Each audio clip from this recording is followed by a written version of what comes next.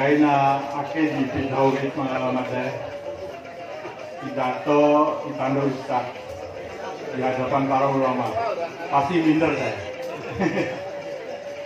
Baik, Bapak Ibu yang dirahmati oleh Allah Subhanahu wa Ta'ala. Pertama, atas nama pengurus Badan Musyawarah Masyarakat Bima, kami menyampaikan terima kasih atas keikhlasan Bapak Ibu sekalian untuk mewakafkan sedikit waktunya untuk hadir di tempat yang luar biasa ini.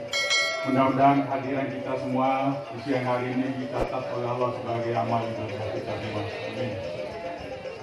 Yang kedua, pertemuan ini sesungguhnya diniatkan untuk kesebuah gahi dalam rangka mensukseskan nawaitu rekan-rekan saudara-saudara kita dari Fumi untuk melaksanakan kegiatan lomba MTQ yang insya Allah sebentar lagi akan digelar.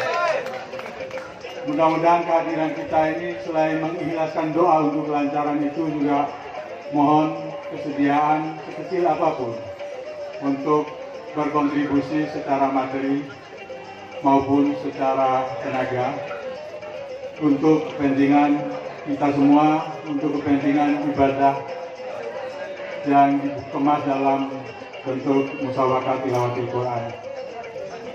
Yang ketiga, Badan Musyawarah Masyarakat Bima berharap mudah-mudahan kegiatan-kegiatan seperti ini menjadi sarana bagi kita semua untuk selalu merajut silaturahim di antara kita.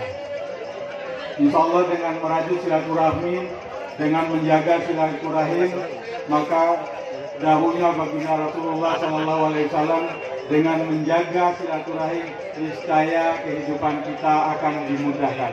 Mudah-mudahan. Demikian. Dan terakhir, Badan Musyawarah Masyarakat Bima mendukung penuh semua kegiatan yang dilaksanakan oleh organisasi apapun yang atas nama Bima dan Dompu. Oleh karena itu, kami juga mengharapkan Bapak Ibu sekalian sebagai warga Bima Dompu untuk selalu mendukung apapun kegiatan yang dilakukan oleh saudara-saudara kita. Demikian, terima kasih. Assalamualaikum warahmatullahi wabarakatuh.